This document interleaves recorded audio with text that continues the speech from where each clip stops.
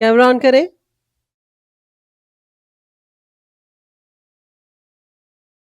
Question repeat करना। जी, मुझे बताइए कि व्हाट इज ग्लोबल वार्मिंग?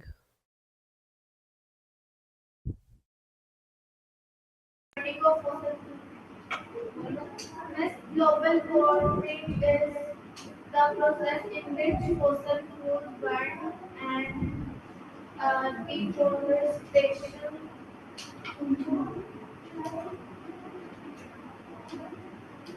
थोड़ा सा उर्दू में बताएं, जरा क्लियर करके, जरा समझाएं क्या होती है global warming. Who is telling? Camera नहीं है उस पे। डिफॉरेस्टेशन जैसे जंगलात आजकल कट रहे हैं, ऑक्सीजन की भी कमी हो रही है और फॉसिल फ्यूल्स भी हमारे कम होते जा रहे हैं और तो जो उससे क्या हमारे उससे क्या हो रहा है? गैसेस बढ़ रही है, गैसियस ग्लोबल वार्मिंग हो रही है और एक प्रेशर क्रिएट हो रहा है इनविजिबल एक लेयर बन रही है हमारी अर्थ के ऊपर जो बहुत हार्मफुल है। और जैसे कि हमारे व्हीकल्स हैं, कार होगी, बस होगी, ये भी जो है गैस रिलीज करते हैं, तो ये भी उनमें इन्वॉल्व हो जाते हैं। इसकी वजह से ग्लोबल वार्मिंग होती है और ग्लोबल वार्मिंग हार्मफुल है एनवायरनमेंट के लिए। ठीक हो गया। ये ग्रीन हाउस इफेक्ट क्या होता है?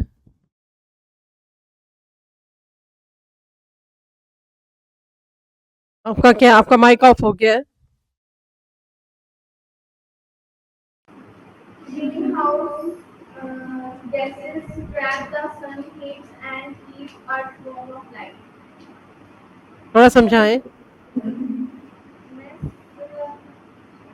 सूरज की किरणें जब हमारी अर्थ के ऊपर पड़ती हैं तो हमारी अर्थ गर्म होना शुरू हो जाती है और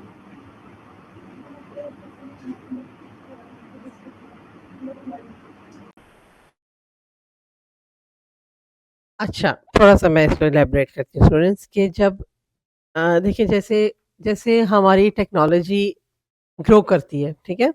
टेक्नोलॉजी का हम पे पॉज़िटिव असर तो है, लेकिन थोड़ा हद देखिए, हर चीज़ के फ़ायदे हैं और नुकसान दोनों हैं, ठीक है?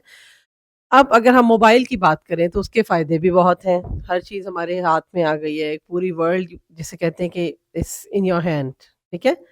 लेकिन इसके नुकसान वो आप सबको बेहतर पता है कि उसके क्या नुकसान हैं, ठीक है? लेकिन इसी तरह हर चीज़ का अगर हम टेक्नोलॉजी की बात करें, एडवांसमेंट की बात करें, तो उसके फ़ायदे तो हैं, लेकिन नुकसान भी उसके साथ हैं। जैसे अगर हम एनवायरनमेंट की बात करें, तो जैसे जितना हमारी टेक्नोलॉजी ने एनवायरनमेंट पे अफ़ेक्ट किया है, उतना मुझे लगता है किसी पे नहीं किया, क्योंकि हम नई चीज़ें बनाने में लग गए, उनको यूज़ करने में लग गए। जैसे नई कार्स, नई फैक्ट्रीज़ लग गई, बहुत ज़्यादा जिद्दत हो गई, सब कुछ। लेकिन उससे हुआ क्या? उससे हमारा एटमॉस्फेयर पॉल्यूटेड हो गया, ठीक है?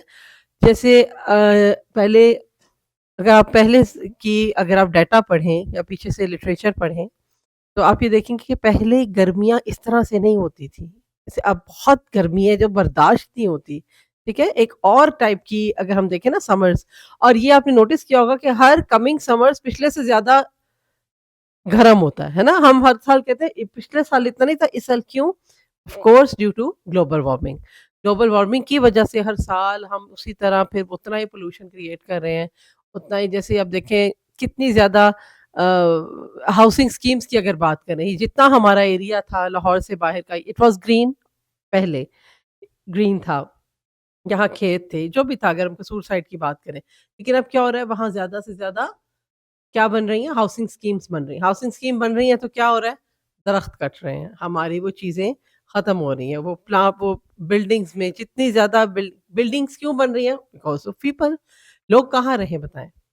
हमारी चूँकि आबादी बढ़ रही है, आबादी को रहने के लिए बिल्डिंग तो चाहिए ना, तो उसी तरह से हमारी बिल्डिंग्स भी बढ़ी हैं उसी तरह से। लेकिन हमारा हो क्या रहा है, इसमें नुकसान ये हो रहा है कि हमारा we are not as green as we were before. हमारा जो एरिया है, हमारी जो सिटीज़ हैं, वो उस तरह से ग्रीन नहीं रहे, क्योंकि हमने ग्रीन एरिया तो सारा ऑक्यूपाई कर लिया है। ऐसी बात है ना? सारे ग्रीन एरियाज़ तो हमने ऑक्यूपाई कर लिए हैं, तो बताएँ फिर दस्त कहाँ से आएँगे? और ये जो जितनी ग्लोबल वार्मिंग है, उसको हमारा ये ग्रीन इफ़ेक्ट कैसे उसके साथ फाइट करेगा? समझ आ रही है ना? इसीलिए हम अब बहुत ज़्यादा करते हैं प्लांटेशन की तरफ, बहुत ज़्यादा अपने ये हमारी इसे कहते हैं सोशल रिस्पॉन्सिबिलिटी। सोशल रिस्पॉन्सिबिलिटी ये नहीं है कि आपने सिर्फ़ घर को साफ़ किया, अपना घर ठीक किया, बहुत 2-4 पौधे लगा दिए, अब दरवाज़ा बंद कर के, नो। हम जिस देखिए, आप घर को जितना मर्ज़ी अच्छा कर लें, लेकिन अगर आपका एटमॉस्फेयर ही ठीक नहीं होगा, अगर वही अनहेल्दी है, तो बताएँ आपके घर साफ़ करने का क्या फ़ायदा है? वहाँ पे इतना ग्रीन पौधे लगाने का क्या फ़ायदा है? तो यही बात हम करते हैं हमेशा कि it is a social responsibility of every citizen.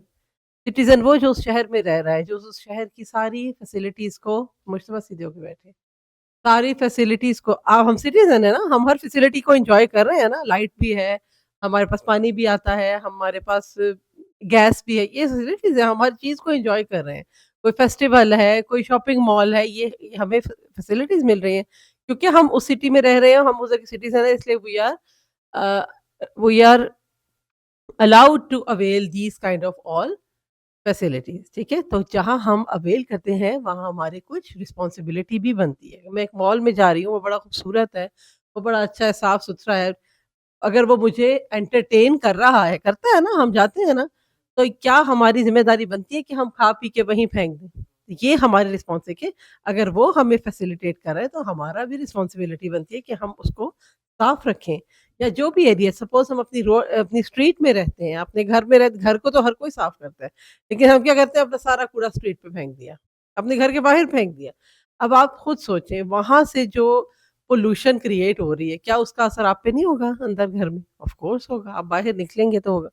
तो इट्स नॉट ओनली कि आप अपने सिर्फ एरिया को, अपने आप को, अपने घर को साफ कर लें, you have to be careful and cleanful for your vicinity as well where you are living, okay? तो यही छोटी-छोटी बातें अगर हम यहीं से सोचना शुरू कर दें स्टूडेंट्स, तो आहिस्ता, आहिस्ता, आहिस्ता ये चीज़ अभी हमें इतनी बुरी आदत है, आप देखा कि लोग जा रहे हैं गाड़ी से फेंक दिया। हालाँकि हर जगह डस्टबिन बने हुए हैं, लेकिन हमारा अब ये हाँ, अगर हम यहीं बाहर चले जाएँ, हम यूके चले जाएँ, दुबई चले जाएँ, हम नहीं फेंकेंगे। हमें पता है वहाँ रूल्स हैं। हम दूसरे की कंट्री तो साफ रखते हैं, लेकिन अपनी नहीं रखते। ऐसे ही कर रहे हैं ना? क्योंकि ये दुबई में, यूएई में तो फाइन हो जाता है, अगर आपने ग्लास फेंका ना, आपको फाइन हो जाएगा। अगर आपने गाड़ी से कुछ बाहर फेंका है, you will be find and heavy fine. समझ आई? तो इसी तरह हमारी रिस्पॉन्सिबिलिटी सिर्फ़ ये नहीं है कि हम सिर्फ़ अपना घर साफ़ कर लें, हमें यही छोटी-छोटी चीज़ें लेकर ये ग्लोबल क्लीनलीनेस, पॉल्यूशन, इन सब चीज़ों को ख़्याल, क्योंकि यही अगर हम एक फैक्ट्री लगाने के बारे में तो हम सोच लेते हैं, ठीक है, हम फैक्ट्री लगाएँगे, हमें फ़ायदा होगा, ये प्रोडक्ट बनेगा। लेकिन एट द सेम टाइम हम क्या कर रहे हैं, हम ऑफ़ कोर्स फैक्ट्रीज़ के जो गैसेज़ डिस्चार्ज है, इट इज़ रियली हार्मफुल, ठीक है? कभी किसी फैक्ट्री को विज़िट किया आपने? कहीं गए हैं, देखी है कभी? किसकी फैक्ट्री देखी है? कहाँ देखी थी? हाँ, ठीक है। अच्छा, कभी कहीं आप गए हैं विलेज वगैरह? कभी जाने का मौका मिला? गाँव वगैरह कभी कोई देखा हुआ है? कौन-सा गाँव देखा हुआ? वहाँ क्या था? ठीक है। हुँ, हुँ।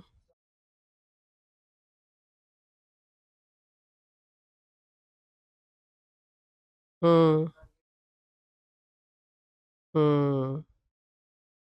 लेकिन आप ये भी तो देखें ना कि वहाँ पे प्योरिटी कितनी है, वहाँ पे फ़िज़ा कितनी साफ़ है। लेकिन देखिए, जब आपकी लाइट वहाँ गर्मी होती है, नो डाउट, मैं नहीं कह रही, लेकिन जब आप बाहर ग्रीनरी में बैठते हैं ना, तो इट डेफिनिटली अफेक्ट्स। मैंने भी आपने किया है कभी कोई गाँव visit? Farm house? Farm house में क्या था?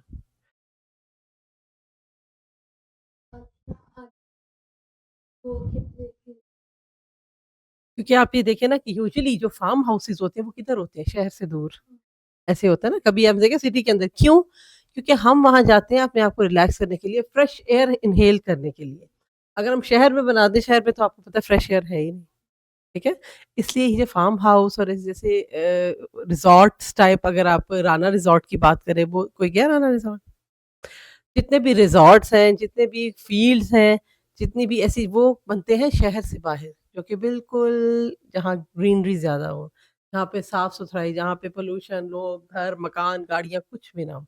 तो ऐसी जगह पे वो सारी चीज़ें फिर ताकि जब हम वहाँ अपने आप को रिफ्रेश करने जाते हैं ना इंसान वेकेशंस पे क्या करते हैं रिफ्रेश करते हैं अपने आप। तो वो एक नीट और क्लीन एनवायरनमेंट अब अगर हम वेकेशंस पे गए हैं वहाँ भी हमें हॉर्न की आवाज़ आ रही है, धुएँ उठ रहे हैं तो फिर वो वेकेशन तो नहीं है। ठीक है? हम क्यों जाते हैं? हम जब जाते हैं वेकेशंस में हम माउंटेन हिल एरिया जाते हिल स्टेशंस जाते हैं, क्यों जाते हैं वहाँ पे? हाँ, नेचर को एन्जॉय क्यों वहाँ पे उस तरह से पॉल्यूशन नहीं होती। इसलिए हम वहाँ जाते हैं क्योंकि वहाँ न अभी still there is natural environment और अगर आप मरी गए हैं या अगर आप आगे थोड़ा गए हैं तो आपने उसके रास्ते में इस्लामाबाद के तो रास्ते में ही वो माउंटेन्स और वो सारा फिर वो सारा शुरू हो जाता है। तो वो चीज़ें अभी भी कुछ सिटीज़ ऐसी कुछ जगह ऐसी हैं लेकिन स्टूडेंट्स यहाँ जैसे इसमें मैं पढ़ रही थी कि टूरिज़्म इतना हो गया है, कल अगर आपके टीचर ने आपको बताया हो कि अब जो हमारे मरी और ये साइट्स भी यूँ यूँ कहें कि पोल्यूटेड हो गए हैं। कि मरी में अगर कहते हैं 10,000 लोगों की जगह है ना, तो वहाँ 50,000 गाड़ियाँ होती हैं, सीज़न में। आप लोगों ने टीवी पे भी देखा होगा, बहुत ज़्यादा वो हो गई है वहाँ पे। तो ये सारे इश्यूज़ क्यों हो रहे हैं? क्योंकि आबादी ज़्यादा है। लोग ज़्यादा होते जाएँगे तो जो हमारे इस तरह के नीट एरियाज़ हैं, उधर भी फैलना तो उन्होंने है, अब वो कहाँ जाएँ? अब वो स्पेस में तो नहीं जा सकते ना। तो वो चीज़ें इस तरह हैं। लेकिन हमारा फ़र्ज़ क्या बनता है तो कीप अब ये तो नहीं हम कह सकते कि लोग कहीं छुप जाएँ, ऐसे तो नहीं होता। हम ये कह सकते हैं कि keeping all these thing in mind, what we have to do, we have to make our place clean, ठीक है? अपनी आप स्ट्रीट को क्लीन करें, आप ऐसे कर सकते हैं अब हमारे मैं आपको एक एग्ज़ाम्पल देती हूँ, कि हमारे एरिया में ना उधर एक कॉर्नर में कूड़े का ड्रम पड़ा था। और इट लुक्स सो बैड ठीक है, सब अपना पूरे ड्रम था, अब सबने वहीं पे फेंकना था, लेकिन उससे एक तो वो एंटर होते ही सामने था और वो मतलब it was too too horrible to see and of course all the smell all the time. तो हुआ क्या हम सब ने ये किया, सब कम्युनिटी वाले मिले और someone takes the responsibility, collects the money हुँ? और हमने क्या किया उधर से वो उठवाकर वहाँ पे एक फाउंटेन लगवा दिया।